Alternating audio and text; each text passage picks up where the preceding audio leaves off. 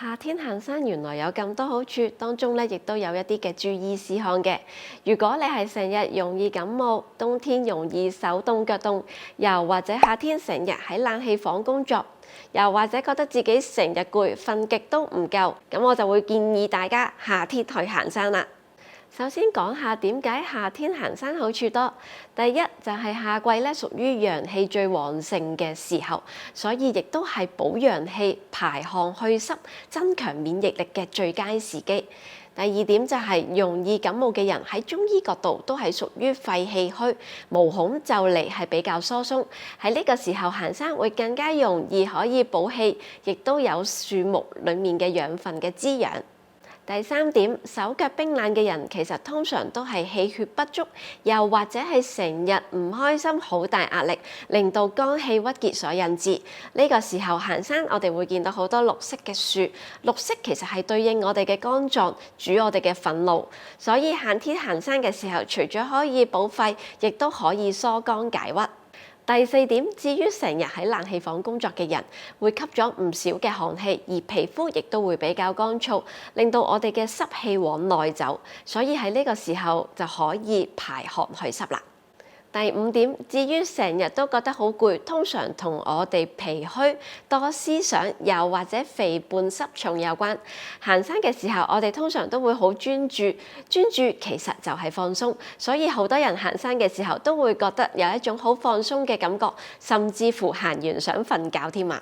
咁我哋而家就講下有啲乜嘢嘅注意事項。第一點，凡係落雨我都唔會行山，尤其是夏天，因為容易有雷暴，真係要睇清楚天氣報告先至出發。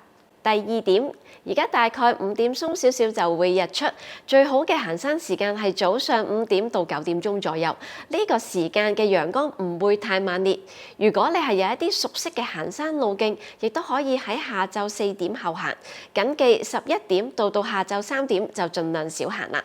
第三點，夏季行山其實要用嘅體力係比較多，所以一般嚟講我都會揀一啲比較樹蔭多嘅行山路徑，避免中暑。例如係舊山頂道啦、薄扶林水塘往山頂方向等等，呢啲都係一個好好嘅選擇。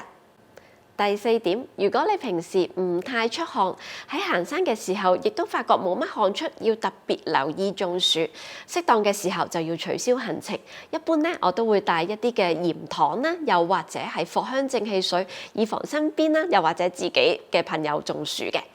第五點，建議大家帶返1到2 lit 嘅水，亦都需要慢慢飲，唔好一次過飲，但係就要飲得頻密，咁樣先至可以有效咁樣預防中暑。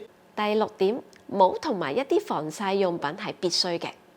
希望大家夏天行山，除咗安全第一，亦都能夠享受大自然之美之餘，可以強身健體啦。拜拜。